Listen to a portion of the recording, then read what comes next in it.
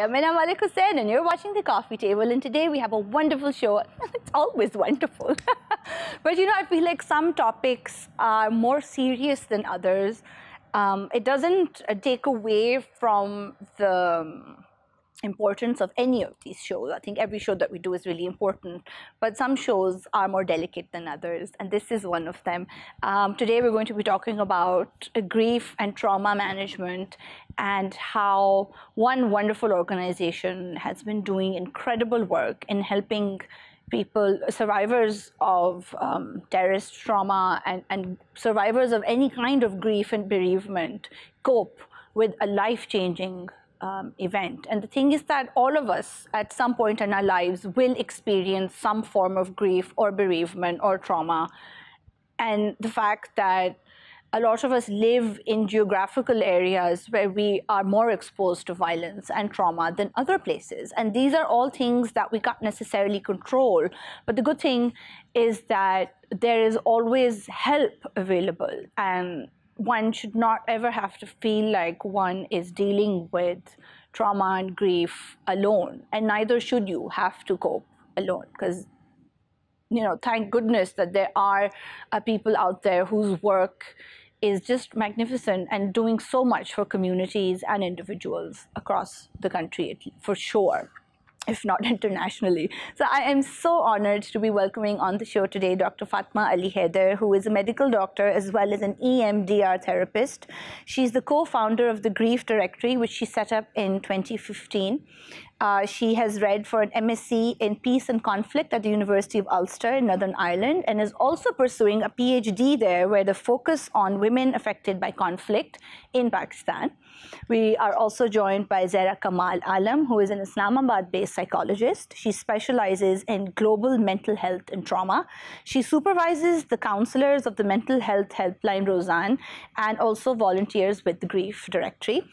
And we've also got Shafaq Sohail on, who is a LUMS grad, majored in anthropology and sociology, and has been with the Grief Directory since 2018. Welcome to the show, all three of you wonderful women. So, Zehra, I'd like to start with you, since you're our psychologist. Could you, when we think about grief, and like as I always say on this show, I like to begin at the beginning. When we talk about grief, we are always talking about loss.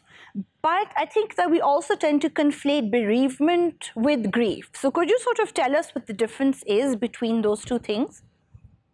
I think, thank you for inviting me on the show. I think these are different terminologies that are used interchangeably. So basically, whenever somebody experiences any form of loss, the loss could be of a relationship, the loss could also be of a place, and the loss could be of people. So the process that one goes through, the process of sort of the various emotions that one has to deal with, that interchangeably is used as a process of grief, as a process of bereavement. So I would say that these terms are used interchangeably. And for everybody, I think the process does not follow a pattern. It does not follow a timeline. You must have heard of these famous 5 stages of grief. Yes. And a lot of research says that there is no order in how you grieve, and there is no right or wrong way. Human beings are different, their experiences are different, and when we talk a bit later about violent acts of terrorism and how grief looks like in that, and how it may be different, that's a whole different story altogether. Yeah. So, Fatma, tell me about the Grief Directory. You set it up in 2015, and since then you have the organization has done so much incredible work with so many people who have experienced grief and loss in some form or the other. But before the Grief Directory, I don't think that we had any kind of institutionalized sort of proper organization which was actually having these conversations. Yeah, thank you so much. I think that before I talk about why we set up the Grief Directory and how we identified that vacuum that existed, I would like to share my own experience as a medical doctor. So I was working as a GP until 2013. And my biggest learning during that time was the importance of listening.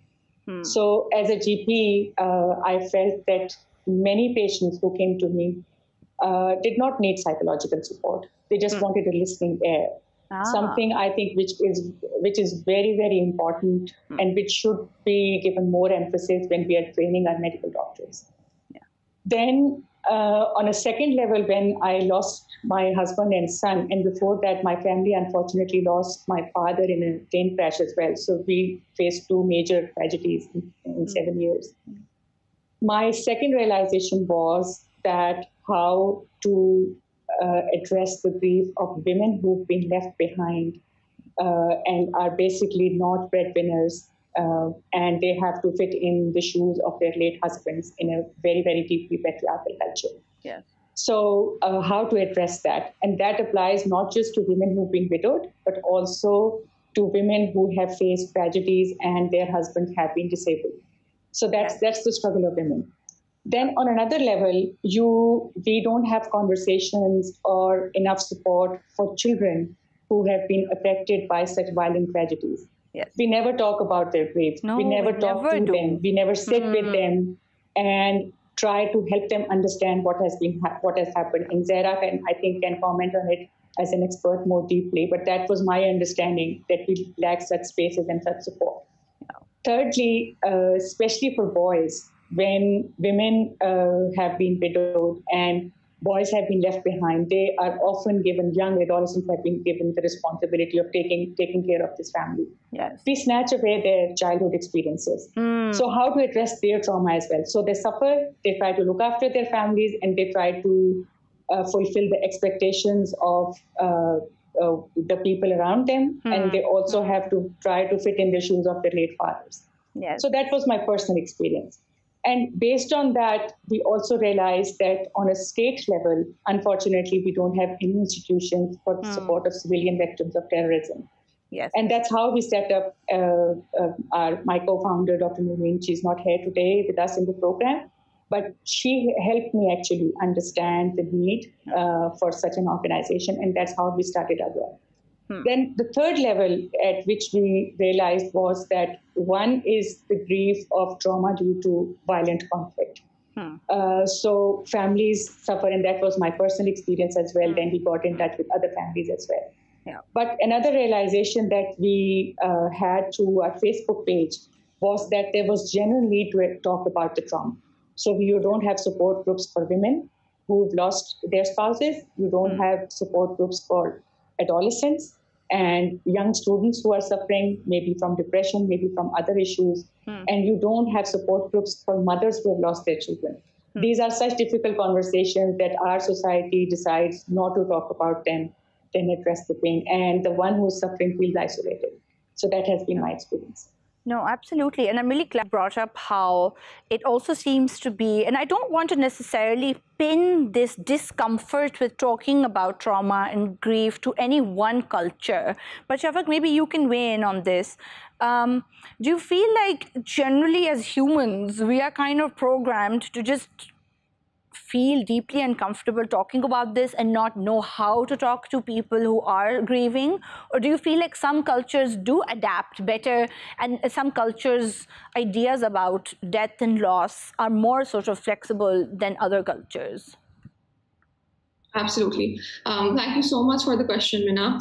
I think it is not something that's intrinsic to human beings as such. It has a lot to do with culture, but even within cultures, we need to realize that if the dominant culture does not allow for the expression of grief, there are pockets that still exist within culture. So for instance, as a student, I was doing an ethnography of the shrine of Maud's Darya, right? And one of the biggest realizations I had there was that these are spaces that are so conducive to discussions on grief, sorrow, personal issues that are not that mainstream in other public spheres, right? So women who did not know each other, who didn't who never met each other before, who will probably never meet each other again. We're talking about their personal issues, the domestic abuse they face, their abusive children, abusive husbands, right? The loss of family members.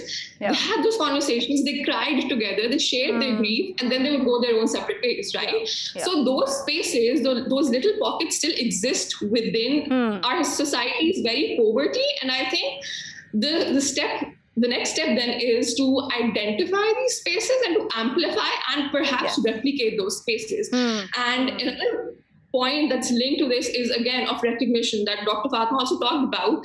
But I think before extending that recognition to others, we also need to turn that gaze inwards, right? Yeah. So for instance, for TGD, the Grief Directory, when we're having a summer internship with students, before talking about the grief or the experiences of victims of terrorism, we talk about their own lives. We talk about, we encourage students to talk about their own vulnerabilities, experiences that shape them, experiences that haunt them, right? And those conversations in turn help them acknowledge that there is nothing wrong with vulnerability. There is, vulnerability is a human condition that connects us all, right? Yes. Which is why empathy then is not this switch that you turn on when you're talking to somebody who's grieving. It's rather a practice that you actively try to incorporate in your life and in your approach and your interactions with anybody. So I think it is cultural in many ways, but you're right, like this is not particular to any one society. It's present across board. But again, we need to recognize that it's not ahistorical, it's not intrinsic, it's not biological, and it can change. So quite important, Zehra. Add to what Dr. Fatma and Shafaq were saying, one thing that we have to sort of be aware of is the fact that whenever somebody experiences a difficult life circumstance and a violent one, we call these potentially traumatic life experiences, because when we just say trauma, or we use the word that everyone is traumatized, because there's a lot of debate that we medicalize a lot of issues. And so what Dr. Fatma was saying about the importance of listening, and so people who go through difficult life experiences, even a terrorist attack, they may be potentially traumatic life experiences, but not necessarily fall in the category of trauma or a post-traumatic stress disorder. Because when we pathologize life experiences, we do not look at our approach, our interventions, and our approach to addressing them become very medical. You know, that this person needs trauma therapy, this person needs to sit and talk about their experiences, and human beings are more complex and complicated than that. And a lot of research shows that people need support with their daily stressors. They need support with how to manage their day-to-day lives. And some people, and we said that grief, and so you can lose a place, but when you actually lose a loved one, which is more the bereavement, that some people would not want to talk about it. Some people would want to avoid places and situations. And a lot of research shows that it has to be a mix of both. You talking about these issues, but at the same time, people also protecting themselves, going on with their lives, functioning in a day-to-day basis, and avoiding certain reminders. So it's a mix that happens for people that enables them to move on. And I also wanted to, because we are talking about the grief directory, I don't want to trivialize the experiences of those who go through violent losses and deaths and disability, because that is way different from somebody losing a loved one in just a road accident, or which can also be potentially traumatic, or due to illness or injury, due to any kind of illness. Because this sudden shock, or the meaninglessness of the death, or this fear that, you know, why are people after us? Why are people after a certain group? So that a lot of people make meaning of the loss, right? After you, as part of grieving, a lot of my own work also shows that people try to make meaning that, okay, the person was unwell and so it's for the better. But how do you make meaning of something which is barbaric? And that and unnatural.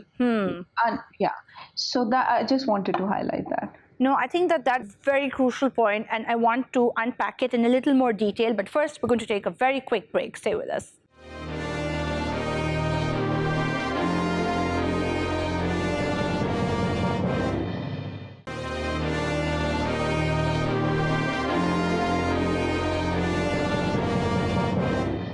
Welcome back to the coffee table. We're having a vital conversation about grief and trauma and how to cope with that with Dr. Fatima Ali Haider, Zehra Kamal and Shafaq Sohail, all three of them from the wonderful organization, the Grief Directory. So before the break, we were talking about trauma, and we were talking about how there are different kinds of trauma, and there is some trauma which is sort of caused by events that are kind of natural but still upsetting, and then there is trauma caused by unnatural and violent events. But regardless of what is causing that trauma or grief, Fatma, can you tell me about the kind of support that grieving people need from their families? Thanks, Mina. Mina, I think that in our culture, where extended family and friends are very involved in offering support and we're very willing to support, I think it's very important to hold such conversations when you're trying to support a family which has been affected by a sudden violent conflict trauma. Because our cultural norms are that we offer support for the first 40 days. Yes. And I still remember that I sat down on the dining table and cried bitterly on the 41st day because there was no one. And I was still missing my husband. I was suffering because I was missing my child. My elder son was missing his brother.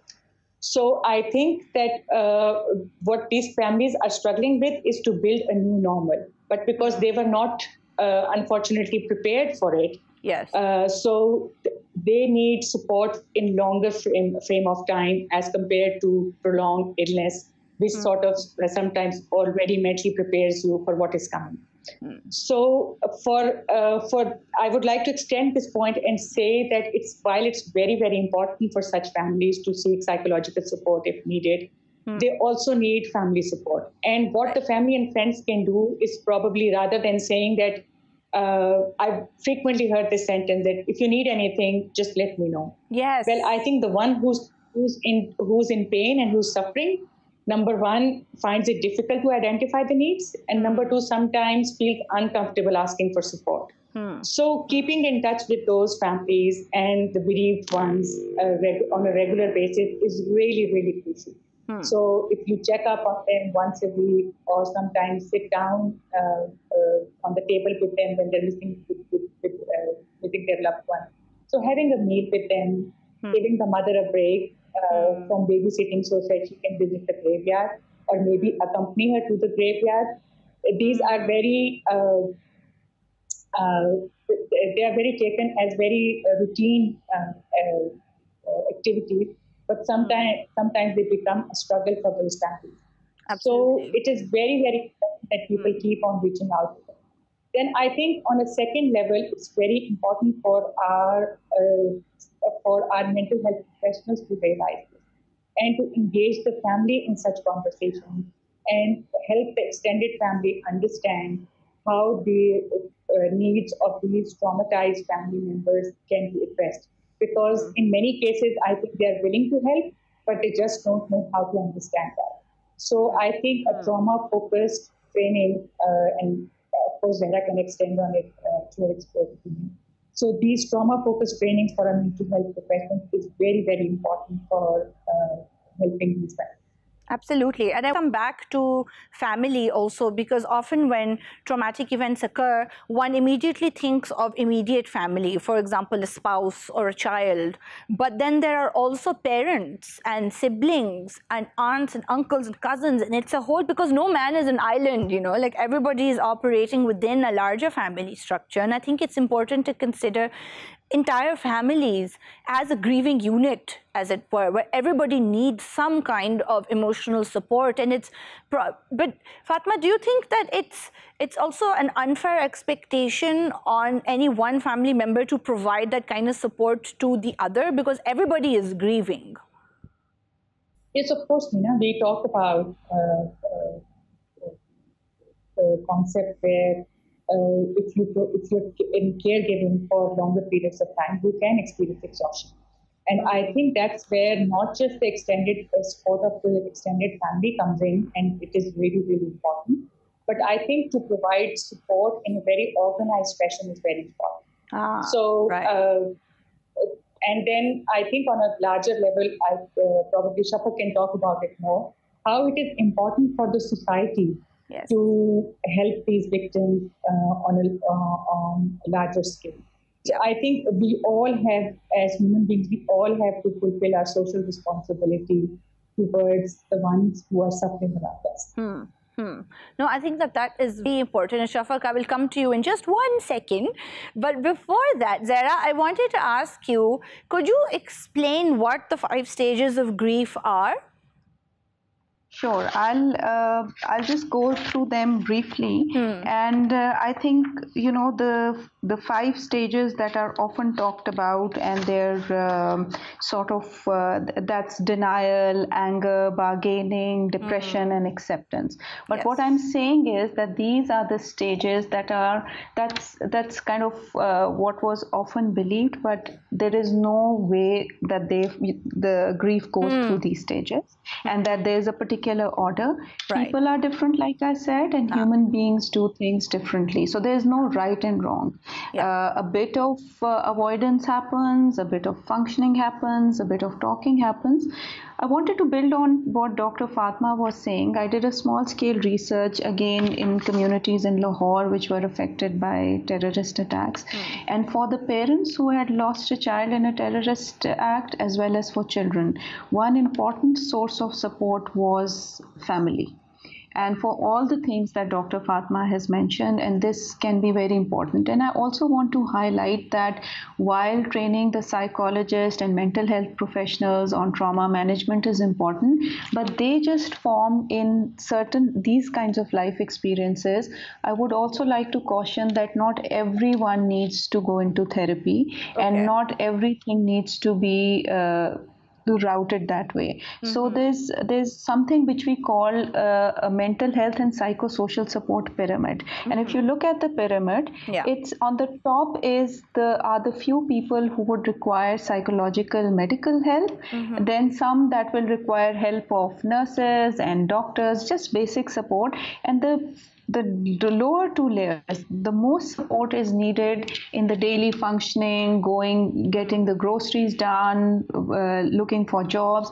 Parents who got adults or children injured in the family as a result of the terrorist attacks, they would need a lot of support in managing that. And so if we are able to address these issues and the community and family at large is supportive, that is what most of the people would need. There will be few who would require specialized trauma counseling and therapy. So not everyone would require that. So there is a lot that communities can do and provide support with.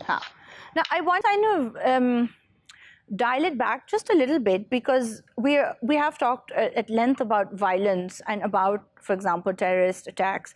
But I also am curious about how to deal with, what is seen as a normal part of life, loss and bereavement, like I don't want to say regular, but the expected losses, but those are tremendous losses that everybody is just knocked sideways by. Zehra, so could you sort of, so for example, the loss of a parent is something that everybody will experience in their life at some point. Most of us will. So how do you know whether the way you feel is all right, and how do you know when you should seek a therapist or some kind of professional help? Because like you said, grief is variable, and everybody will grieve and mourn in different ways. But how do you know if this is appropriate or not? So I think it's a very important question, and considering we're going through the 3rd wave of the pandemic and there are so many losses that people are experiencing, what I would say is that some common reactions are anger, guilt, sadness, really missing the deceased person, and these are all normal and natural parts of grieving and reactions. So first important thing for any person who's lost a loved one is to know and to recognize that all the feelings that they're experiencing right now are not natural and normal, even if they feel guilt, even if they feel relief that the person is no longer suffering. They're all natural and normal, and that nobody can tell them this is what they shouldn't say, this is what they should not feel. So there is no right and wrong of feeling the way they're feeling, and they just need to do whatever they need to do to look after themselves. If it helps somebody not talk about the issue for a little while, that's fine. If somebody wants to get busy with something else, if somebody wants to cry and talk more than others, that's okay too. They're all part of the grieving process. If somebody keeps avoiding, say even if 6 months have passed, doesn't want to talk, doesn't want to see anything, that becomes problematic. And if people say, even if a lot of time has passed, say 6 months have passed, this is technically what we say, and the person is, the symptoms that the person was experiencing, which were all natural, they haven't, the intensity is still the same, or that the guilt is too profound, or they are unable to function. Shuru mein, initially, if somebody cannot, sleep properly or can't do things, but if they continue, they are unable to sleep, they're unable to concentrate, they have suicidal thoughts, there's a lot of blame, then that is slightly problematic, and that means they probably require some kind of professional help. Besides that, whatever they need to do to feel better, whether it's remembering the person, for a lot of people, the mourning rituals, talking to family, remembering the deceased, these are very, very helpful ways of coping. And now with this COVID pandemic, you can't have the kind of burials, you can't have the kind of mourning, it's even further complicating people's ways of processing their grief. So, and with children, I think sometimes we try to avoid talking to them, and we say that, okay, let's tell them, oh, the person has gone to sleep, now they keep wondering when the person will come back. And children have what we call magical thinking, so they will attach everything to themselves. So, okay, maybe I wasn't a good child, and that's why my parent has gone away.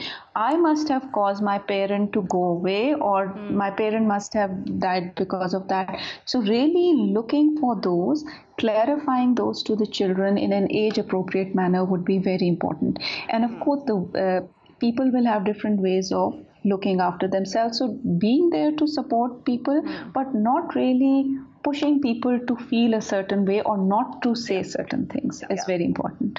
I think that that's really, really important. And Shafaq, I want you to sort of tell me a little bit about this, is that it is so crucial to not say certain things and to not push people, because I feel like, I can't speak for other cultures, but this certainly happens here, that if you aren't displaying certain kinds of appropriate grieving responses, then people don't think that you are feeling your grief enough. Or a lot of people say a lot of really insensitive things to children and just to family members in these situations. And it's just something which is just really awful. And I don't think that people realize how inappropriate it is. Absolutely. And I think I would begin by linking it back to what Zehra and Dr. Fatma are saying about pathologizing the grief, as well as, having very individualistic approaches to addressing grief, right?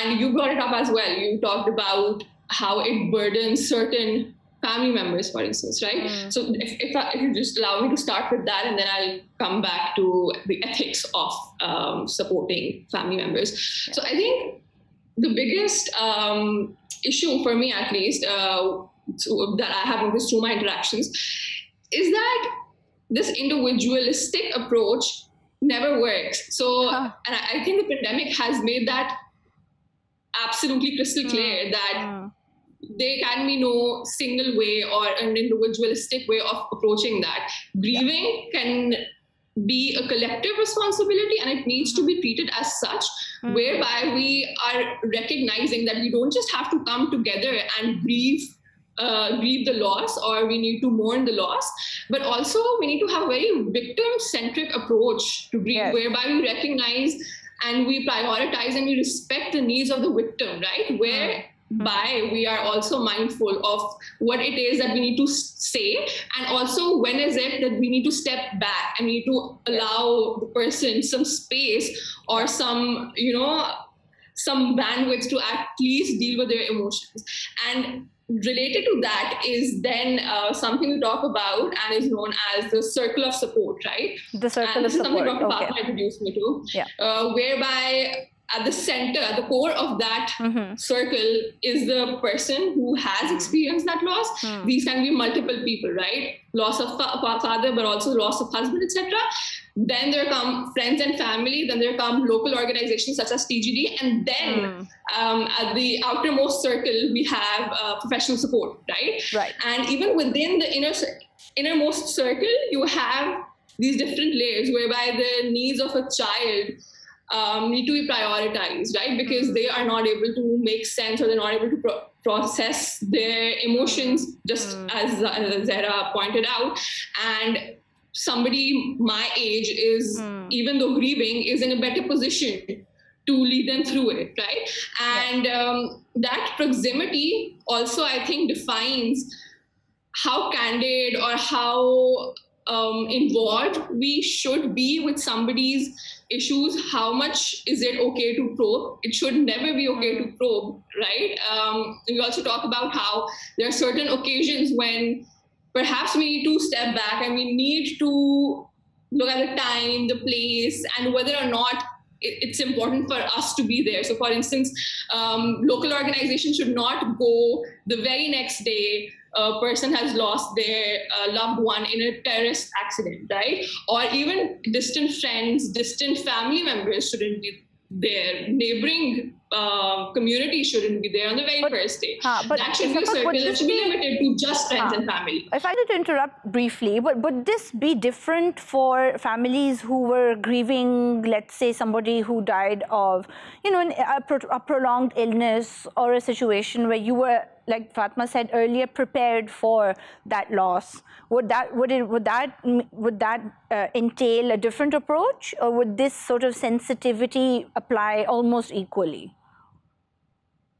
So when I say we need to have a victim-centric approach, we also need to realize that there's no generalized way of dealing with it, right? Okay. So even if people are prepared, they may not be ready for that particular moment. Exactly, right? Because when it happens, it's horrible, even if you were expecting it.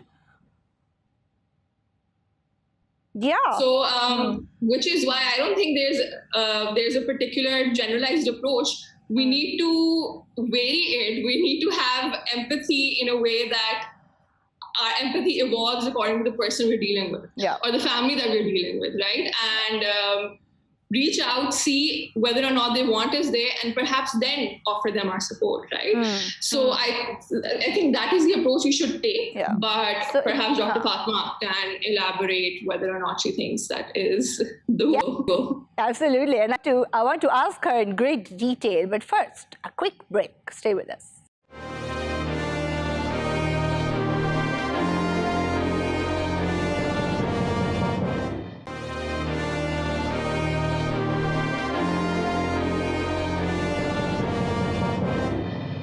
Welcome back to the coffee table. We've been having such an important conversation about grief and trauma with Dr. Fatima Ali Haider, with Zehra Kamal and Shafaq Sohail from the Grief Directory. And I think that, it's just wonderful. This is one of those kind of shows. I'm so grateful for all three of you to have taken the time to have this conversation with me, because I have learned so much, and I'm really, really hopeful that this is going to help so many other people. Fatma, I wanted to ask you about how Zehra mentioned about pathologizing grief. So what does that mean? And do you think that there is sometimes a stigma around how people deal with their grief? Like there are certain sort of, people expect you to mourn in a certain way, but everybody, again, like we've been talking about, has their own way. And a lot of times people should get professional help. And do you think that they often don't because they are afraid that, they'll be judged for not being strong enough, for example? Thanks, Mina. It's a very important question. I think in order to understand what pathologizing grief is, we the first important conversation that I think is often missing in our society is differentiating between psychiatric support and psychological support. Yes. The two different things. Very different. While psychiatrists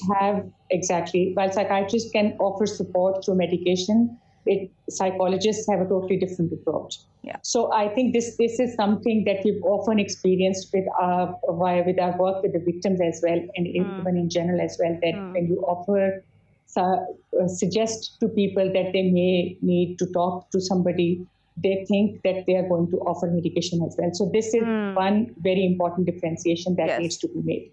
Yeah. Secondly, I think as opposed to, and not just opposed to, another point added to probably pathologizing is the stigmatization as well. Yeah. So sometimes you don't realize that you need psychological support.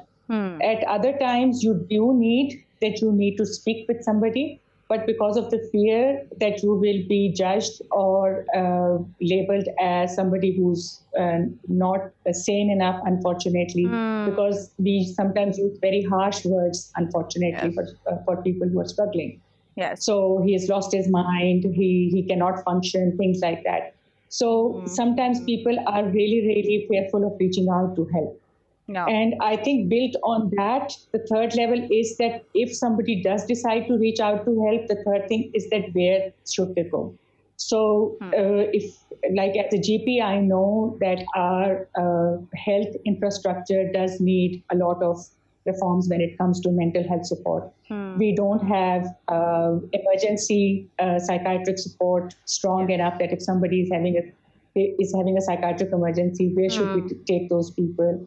We don't have GP systems who would refer you to the psychiatrist. So a lot of specialists find it very burdening that things that can be dealt at the level of the GP, again, as I mentioned, that GPs can be family physicians they used to call. So they could speak to the person and they could speak to the family. Yeah. A lot of the quote-unquote psychological issues could be addressed before reaching out to a psychologist or a psychiatrist. I think in general, since we're talking about behaviors of the society, it is very important to listen and it is very important to be there. But I think the point that I want to make is not to offer advice, please, unless it is specifically asked. Yes. Something I think we should from the West. We unfortunately are very, very advice focused. So, and if anybody's talking about their problems or their trauma or their grief or their just emotion, we always feel that it is our responsibility to offer some sort of advice. Yes. So when we talk to young interns that come to us and then we finally connect them to the victims of terrorism as well, just to build a bond of empathy, we often talk about how important it is to sometimes remain silent and be quiet and just be there with the other person. Absolutely. Rather than a solution-focused approach. Do you feel like that usually comes from, again, that discomfort that we were talking about earlier in the show, where people feel like they should help you by giving you advice or saying that, yes, I also know how you feel, but it's counterintuitive, because then what you are doing by offering advice or an anecdote is that you are making the conversation about yourself, when in fact you should be holding space for the person who is trying to share something with you. A very valid point that Shafaq made when she talked about the rings of support. For that, we promote at the Grief Directory platform that you should offer your support inwards towards the one who need more help. And you should deal with your own grief outwards with your outer circle of friends. So it is undeniable that not just the center of the code, which is the widow, which is the parents, and which is the children who are suffering, but extended family is also suffering. So if a mother is seeing her daughter being widowed and suffering, she's also someone who needs to talk about. But then she needs to talk to her extended family system. And similar is with the siblings as well. The grief of siblings sometimes goes unaddressed because they're just there to offer support and their grief is never talked about. So this is, I think, very important that we should realize that who should be there to support offer to whom and how to build up these connections. And we should talk about it on different platforms. Then sorry. You think? No, I had a question I wanted to ask Zehra here. That Zehra, when we are talking about violent, and we've been talking about violent and terrorist trauma, how does one deal with survivor's guilt associated with that? I think, you'll keep hearing me say that, and I keep repeating myself that again, there's no right or wrong way. Yeah.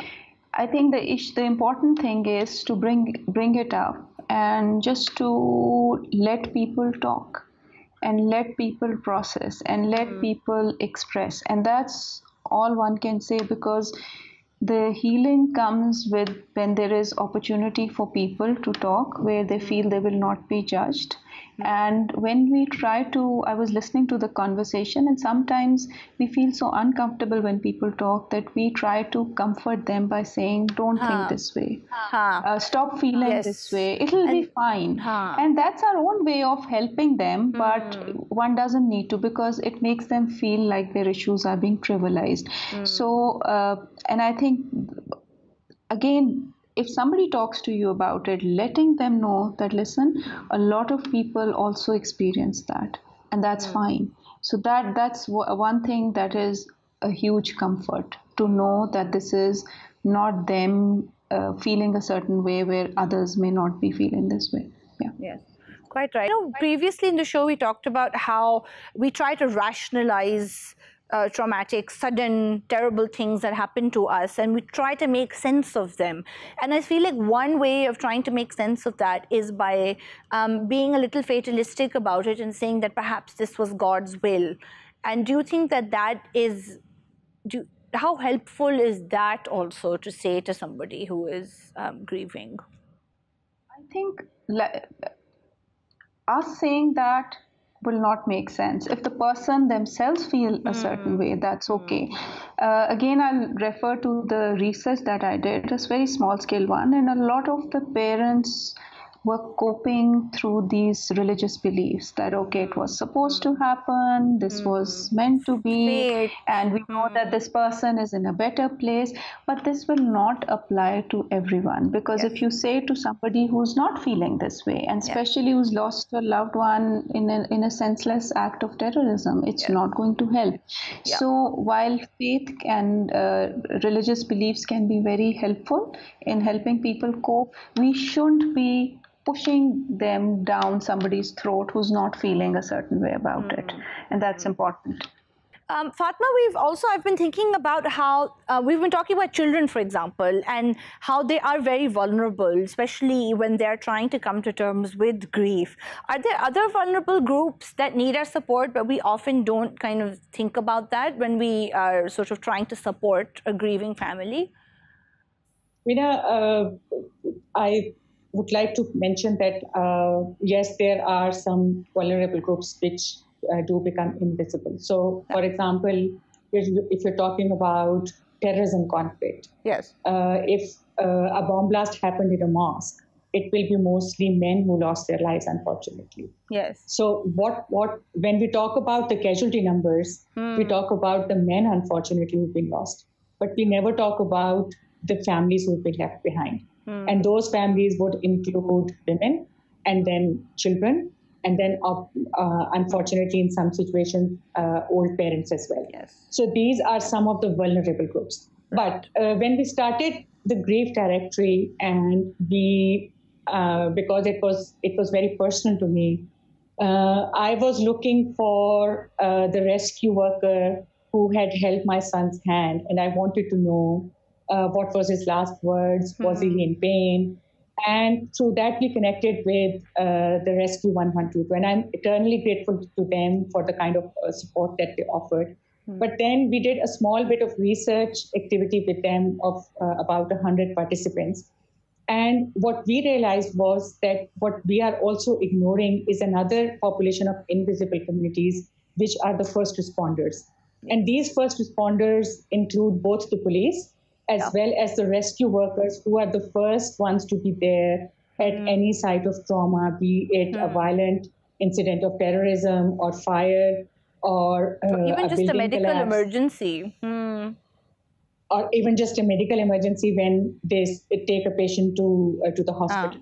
So I think that in order for them, even on a very organizational level, in order for them to perform better, it is very, very important to address their trauma, which is called the vicarious traumatization, which is a concept that if you keep on looking at violence in different forms, be it on media or if you're there in person, it does affect you. Yes. So I think in Pakistan, a very, very important conversation that we should begin with is how to address the trauma, the vicarious traumatization of our first responders. Yes. Secondly, I would like to say that media has a very, very crucial role when it comes to dealing with traumatized communities, because they are the other who are always there on the traumatic side. Yes. So on sites where trauma has happened.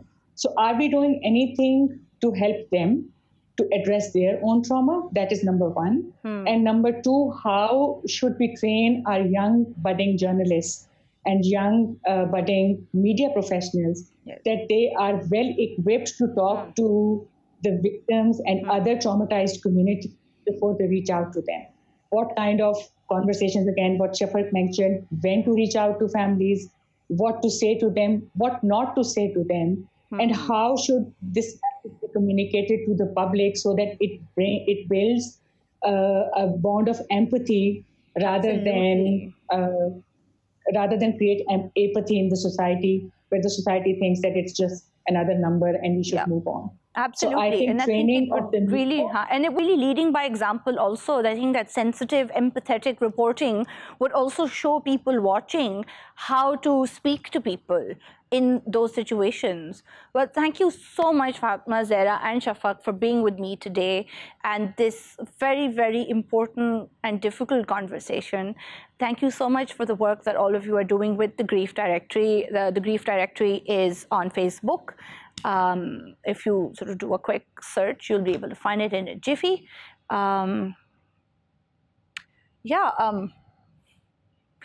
We will all at some point experience grief and trauma, but the important thing, what I have at least learned from this conversation, is that none of us are alone in this, and that friends and family and people who love you need to step out of their own comfort zones to be able to comfort and help people that we love and care for, and that this is the importance of community. And I feel like a lot of times our cultural conversations revolve around a great deal of pride about how we are, we have a strong family unit, so we have strong friend networks, so we have strong community.